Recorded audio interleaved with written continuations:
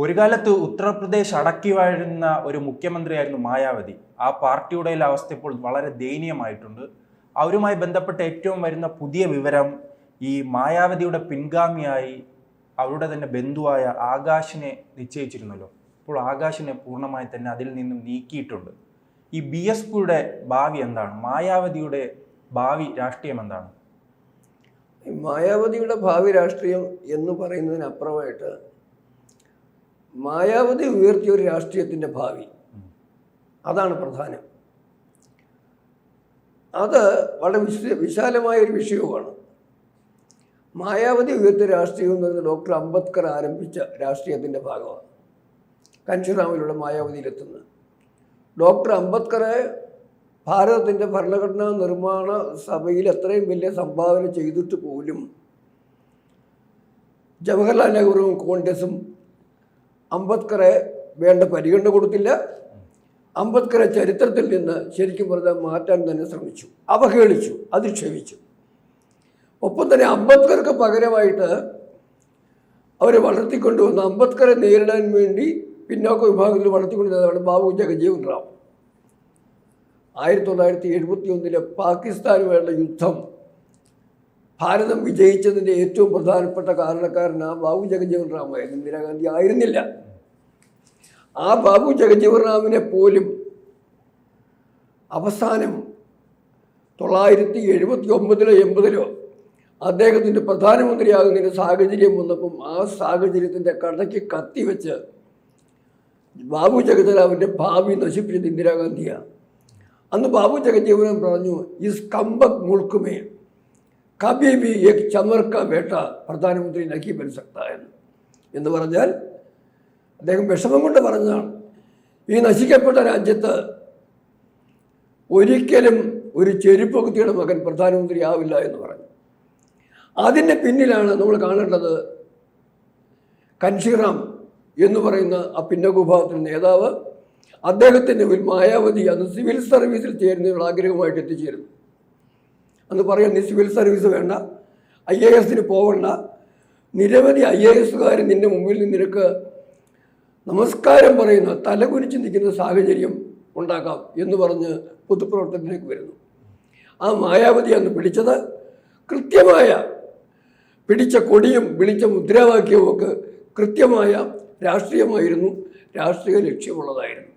അവിടെ 90കളിൽ ആ പ്രദേശത്ത് BJP വളർന്നിരുന്നു. പിന്നീട് 2000-ലേക്ക് വരുമ്പോഴാണ് BJP തകരുകയും ആ പ്രദേശത്തേക്ക് BSPയും SPയും വളർന്നു കയറി. പക്ഷേ ഇപ്പോൾ കാണുന്നത് 2014 ശേഷം ഈ BJP വീണ്ടും വളർന്നപ്പോൾ അവിടെ വീണ്ടും തകർന്നു പോയത് BSP ആണ്. അല്ല, അങ്ങ് പറയുന്നതിൽ ഒരു വ്യത്യാസമുണ്ട്. അത് BJPയുടെ വളർത്തേക്കും തരത്തേക്കൊക്കെ അപ്പുറമായിട്ട് UPയിലെ രാഷ്ട്രീയം എന്ന് പറയുന്നത് ബ്രാഹ്മണരെയും ഹരിജനങ്ങളെയും ദളിതരെയും കൂട്ടിക്കൊണ്ട് കോൺഗ്രസിൻ്റെ രാഷ്ട്രീയമായിരുന്നു. കോൺഗ്രസ് ഇവർക്ക് വോട്ട് ചെയ്തുകൊണ്ടിരുന്നത്. ഈ വോട്ടിൻ്റെ ഒരു ഘടകം പോലും അവിടെ എങ്ങനെയാണെന്ന് പറഞ്ഞാൽ, ഗ്രാമങ്ങളിൽ ഗ്രാമത്തലവനെ കയ്യിലെടുക്കും, ഗ്രാമങ്ങളിലെ വോട്ട് മൊത്തം കച്ചവടം ചെയ്യും, കാശ് കൊടുക്കുന്ന കോൺഗ്രസ് നേതാക്കന്മാർക്ക് വോട്ട് കിട്ടും, അവർ ജയിക്കും, മറ്റുള്ള ജീവിതം കട്ടപ്പൊക്കെയായിരുന്നു. ഈ സാഹചര്യത്തിൽ കോൺഗ്രസിൽ നിന്നാണ് യഥാർത്ഥത്തിൽ മായാവതി ഈ ദളിത വിഭാഗത്തെ വലിച്ചു മാറ്റി പുതിയ ഒരു രാഷ്ട്രീയ ശക്തിയായിട്ട് മാറ്റുന്നത്. അങ്ങനെ മാറ്റിക്കഴിഞ്ഞപ്പം ഈ കോൺഗ്രസിനും സമാജ്വാദി പാർട്ടിക്കും മായാവതിക്കും എല്ലാം ഉപരിയായി, എല്ലാം ബദലായിട്ട് ഒരു ദേശീയ ഐക്യത്തിൻ്റെ രാഷ്ട്രീയ ധാര ഭാരതീയ ജനതാ പാർട്ടി അവിടെ കൊണ്ടുവന്നു. അത് അയോധ്യയുടെ കാര്യവും ഒക്കെ ആയിട്ട് വിജയിക്കുകയും ചെയ്തു. ഭരണത്തിലെത്തുന്ന സാഹചര്യം ഉണ്ടായി. കല്യാൺ സിംഗ് അല്ല, BSP വലിയ രീതിയിൽ ശക്തിപ്പെടുന്ന 2000-ന് ശേഷമല്ലേ? അല്ല, അത് 2000 അതിന് മുമ്പ് തന്നെ BSPയുടെ ശക്തി വരുന്നുണ്ട്. 2000-ന് ശേഷമല്ല. അതിന് BSPയുടെ ശക്തി അതിന് മുമ്പ് തന്നെ വരുന്നുണ്ട്, 2000-ന് ശേഷമല്ല. ഈ സാഹചര്യത്തിലാണ് BSPയുടെ രാഷ്ട്രീയത്തിലുണ്ടായ പരാജയം എന്ന് പറഞ്ഞ് ഇത്തിരി വിഷയം ഇതായതുകൊണ്ട് ഞാൻ വിട്ടുപോയതുകൊണ്ട് ഞാൻ പറയാം. BSP BJPയായിട്ട് ചേർന്ന് മുഖ്യമന്ത്രിയായി. മായാവതി ആദ്യം മുഖ്യമന്ത്രിയാക്കുന്നത് അത് 2000-ൽ, അതിന് മുമ്പാണ്. അതിനുശേഷം പ്രധാനമന്ത്രി വാജ്പേയിയുടെ ഗവൺമെൻറ്റിനെ അവിശ്വാസത്തിൽ ഇറക്കുന്നതിന് വേണ്ടി അവസാന നിമിഷം കാലുമാറി ചെയ്ത മായാവതിയും 2000-ന് മുമ്പാണ്. ഇവിടെ BJPയുടെ വളർച്ചയുടെ കാലം 2000-ന് മുമ്പാണ്, ശേഷമല്ല. അതോടെ നിൽക്കട്ടെ. അപ്പോൾ എന്നിട്ട് പിന്നെ മായാവതി ചെയ്യുന്നതെന്ന് പറയുന്നത്, മായാവതി ആ സന്ദർഭം ഒരു ഇലക്ഷൻ, ഒരു പ്രത്യേക ഇലക്ഷന്, ആ ഇലക്ഷൻ്റെ വർഷം ഞാൻ മറന്നുപോയി, അന്ന് സകലമാന പത്രങ്ങളും മാധ്യമങ്ങളും എഴുതിയത് BJPക്ക് അനുകൂലം, സമാജ്വാദി പാർട്ടിക്ക് അനുകൂലം, കോൺഗ്രസിനൊക്കെ അനുകൂലമായിട്ട് എല്ലാവരും എഴുതി.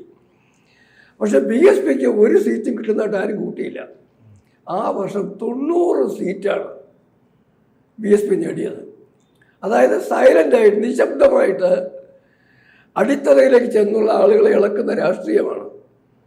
അവകാശങ്ങളെ കുറിച്ച് ബോധ്യം കൊടുത്ത്, തെറ്റുണ്ട്, ശത്രുക്കളെ ചൂണ്ടിക്കാണിച്ചിട്ട് ബ്രാഹ്മണനെയും ബനിയായെയും ഒക്കെ ജൂത്താമാർ എന്നും പറഞ്ഞ് രാഷ്ട്രീയമായിട്ടാണ് വന്നത്.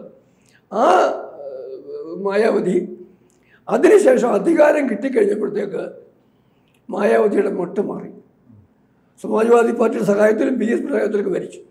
പിന്നീട് കാണുന്ന മായാവതി അഴിമതിയിൽ മുങ്ങിക്കുളിച്ച മായാവതിയാണ്. അന്നും ബഹൻ മായാവതിയെ UPയിലെ നല്ലൊരു ശതമാനം ഭിന്നകോപാക്കാരും സ്വന്തം ആളായി കണ്ടു. പക്ഷെ അത് പരാജയപ്പെടുന്ന സാഹചര്യം എന്ന് പറയുന്നത് BJPയുടെ വരവോടുകൂടി കോൺഗ്രസ് അല്ല എതിർപക്ഷത്ത്, BJPയാണ്. BJP പ്രത്യേകിച്ച് ഞാൻ പറയുന്നത് നരേന്ദ്രമോദിയുടെ ഘട്ടമെത്തിയപ്പോൾ 2014 ഇലക്ഷൻ വന്നപ്പോൾ അതിനെക്കുറിച്ച് ബ്രിട്ടീഷ് പ്രധാനമന്ത്രിയായിരുന്ന ടോണി ബ്ലെയറുടെയാണ്, അദ്ദേഹത്തിൻ്റെ പ്രൈവറ്റ് സെക്രട്ടറി, ഒരു പത്രപ്രവർത്തകൻ ഇവിടെ വന്നൊരു ആധികാരികമായ ഗ്രന്ഥം എഴുതിയിട്ടുണ്ട്.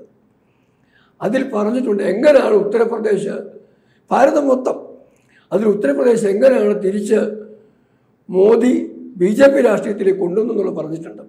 അതിനുമ്പ് നമുക്കറിയാം കല്യാൺ സിംഗ് വന്നു.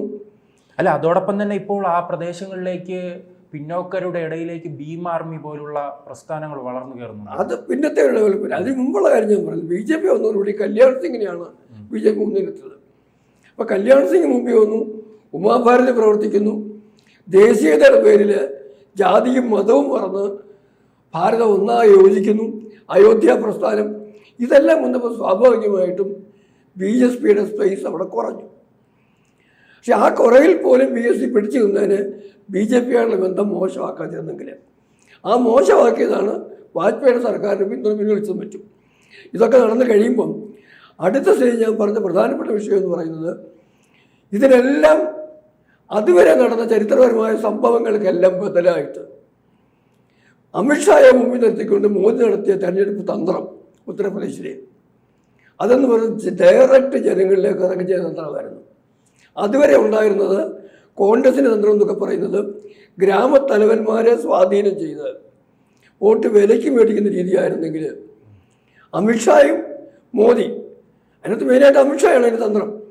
ആ ഇലക്ഷൻ തന്ത്രം എന്ന് പറയുന്നത് ജനങ്ങളിലേക്ക് ഇറങ്ങിച്ചെന്ന് ജനങ്ങളുടെ പ്രശ്നങ്ങൾ പഠിക്കുക, ചെല്ലുക. ആ ഗ്രാമത്തിൽ ഇലക്ട്രിസിറ്റി ഇല്ല, അവിടെ ഒരു വീഡിയോ പോലും കാണിക്കാൻ സംവിധാനമൊന്നുമില്ല.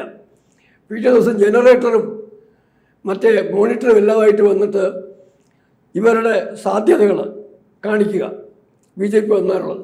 അത് കണ്ടു കഴിയുമ്പോൾ ജനങ്ങളോട് പറയുക, ഞങ്ങൾ അധികാരത്തിൽ വന്നാൽ അടുത്ത വർഷം നിങ്ങൾക്ക് വൈദ്യുതി ഉണ്ടാവും, വളർച്ച ഉണ്ടാകും, പുരോഗമനം ഉണ്ടാകും എന്നുള്ള കൊടുത്ത് അത് വാക്ക് പാലിക്കുകയും ചെയ്തിട്ടുണ്ട്. ആ സമഗ്ര വികസനത്തിൻ്റെ ഒരു സാധ്യത മുന്നോട്ട് വെച്ചെടുത്ത് അത് ജനങ്ങളെ ആശ്ലേഷിച്ച് കൂടെ നിർത്തിയിടത്താണ് നരേന്ദ്രമോദിയും BJPയും BSPയുടെ രാഷ്ട്രീയ സാധ്യതയ്ക്ക് ശരിക്കും പറഞ്ഞാൽ അതിനെ ഫുൾ സ്റ്റോപ്പിടാനുള്ള സാഹചര്യം ഉണ്ടാകുന്നത്. പിന്നെ വന്നപ്പോൾ കൃത്യമായിട്ടും സമാജ്വാദി പാർട്ടിയോടും BSPക്ക് പ്രശ്നമുണ്ട്. അല്ല, സാറ് മുൻപ് സൂചിപ്പിച്ചതുപോലെ തന്നെ ഈ BJPയും BSP ഒരു കാലത്ത് സഖ്യമുണ്ടായിരുന്നു. ഇപ്പോൾ എന്തെല്ലാം തകർന്നെന്ന് പറയുമ്പോഴും ആ പാർട്ടിക്ക് ഇപ്പോഴും ഒരു അടിത്തറയുണ്ട്.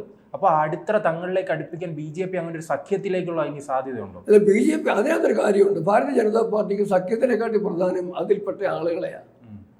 ആളുകളെ കൂട്ടാനുള്ളത് വേണ്ടത് ചെയ്യുന്നുണ്ട്.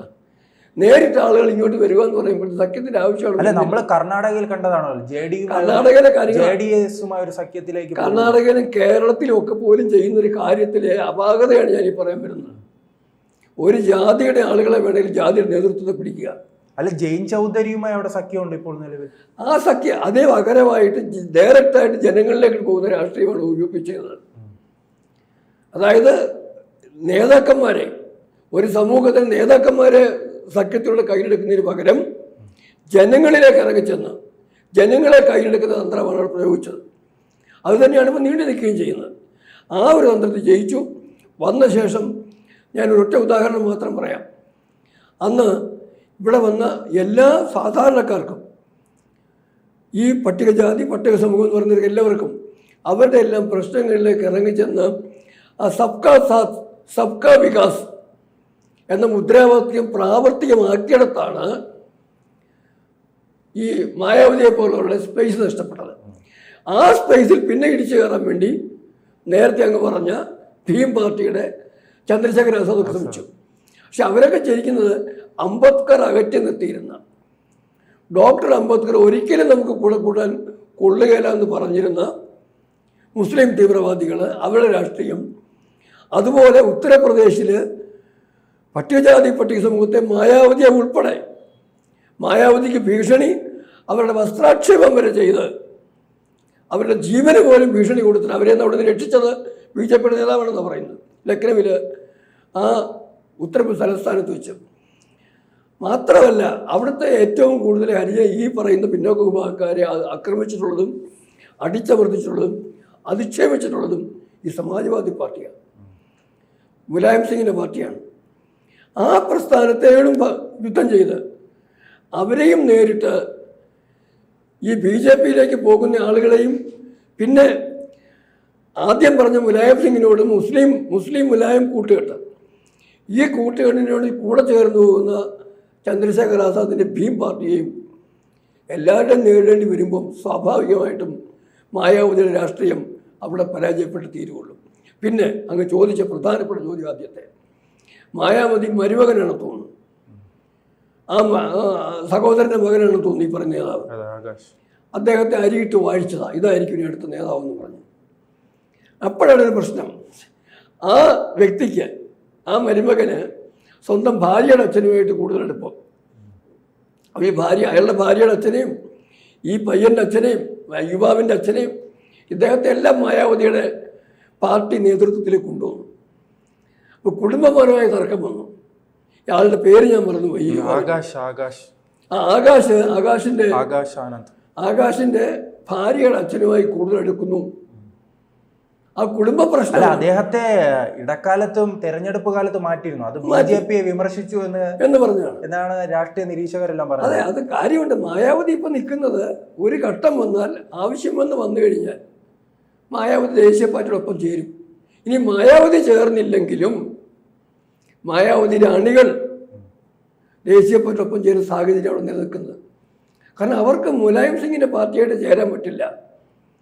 ഒരു കാര്യം പ്രത്യേകിച്ച് ഓർക്കുക, ഉത്തർപ്രദേശിലെ പിന്നോക്കജന വിഭാഗത്തെ ഏറ്റവും കൂടുതൽ കൊന്നിട്ടുള്ളത്, ഇല്ലാതാക്കിയിട്ടുള്ളത്, അവരുടെ പെൺകുട്ടികളെ ഇവിടെ മര്യാദകൾ കാണിച്ചിട്ടുള്ളത് അവിടുത്തെ മുസ്ലിം തീവ്രവാദ രാഷ്ട്രീയവും മുലായം സിംഗിൻ്റെ ജാതി രാഷ്ട്രീയവും. അത് തിരിച്ചറിയുന്നവർക്ക് ഒരിക്കലും, അതുകൊണ്ടാണ് ഒരു കാലത്ത് ഒരു ബ്രാഹ്മണനോട് കോൺഗ്രസിൻ്റെ കൂടെ നിന്നത്. അവർക്കൊരിക്കലും മുലായം സിംഗിൻ്റെ കൂടെയോ അല്ലെങ്കിൽ അദ്ദേഹത്തിൻ്റെ മകൻ അഖിലേഷ് യാദവിൻ്റെ കൂടെയോ കോൺഗ്രസിൻ്റെ കൂടെയോ മുസ്ലിം വർഗീയവാദികളുടെ കൂടെയോ നിൽക്കാൻ കഴിയില്ല. ചില പ്രത്യേക സാഹചര്യങ്ങളിൽ ചില തെരഞ്ഞെടുപ്പുകളിലൊക്കെ സംഭവിക്കാം, പക്ഷെ സ്ഥായിയായിട്ട് അവർ നിൽക്കാൻ കഴിയില്ല. അതുകൊണ്ട് തന്നെ മായാവതി ദേശീയ പ്രസ്ഥാനത്തോട് ചേർന്നാലും ചേർന്നില്ലെങ്കിലും, ഞാൻ പറഞ്ഞു വന്ന പ്രധാന വിഷയം, ചേർന്നില്ലെങ്കിലും മായാവതിയുടെ അണികൾ ദേശീയതയ്ക്കൊപ്പം നിൽക്കും. പിന്നെ മായാവതി മരുമകനെ അനന്തരവനെ കൊണ്ടുവന്ന കാര്യം, മായാവതി ആരുടെ അനന്തരവളായിട്ടാണ് രാഷ്ട്രീയത്തിൽ വളർന്നത്? അല്ലല്ലോ, മായാവതി സ്വന്തം കഴിവുകൊണ്ടല്ലേ വളർന്നത്. ആ സ്വന്തം കഴിവുകൊണ്ട് വളർന്ന ഡോക്ടർ അംബേദ്കറെ പോലെ, സ്വന്തം കഴിവുകൊണ്ട് വളർന്ന ബാബു ജഗജീവൻ റാമിനെ പോലെ, സ്വന്തം കഴിവുകൊണ്ട് വളർന്ന കാശിറാമിനെ പോലെ, സ്വന്തം കഴിവുകൊണ്ട് വളർന്ന മായാവതിയെ പോലെ ആ സമൂഹത്തിൽ നിന്ന് സ്വന്തം കഴിവുകൊണ്ട് വളർന്ന ആളുകൾക്ക് വഴി ഒഴിവാക്കി കൊടുത്ത് ഈ കുടുംബ രാഷ്ട്രീയം മായാവതിയെങ്കിലും ഇപ്പോഴെങ്കിലും നിർത്തിയെങ്കിൽ നല്ല കാര്യം. കൂടുതൽ വാർത്തകളും വിശേഷങ്ങളും നിങ്ങളിലേക്ക് എത്താൻ ABC മലയാളം സബ്സ്ക്രൈബ് ചെയ്യുക, ബെൽ ബട്ടണും അമർത്തുക.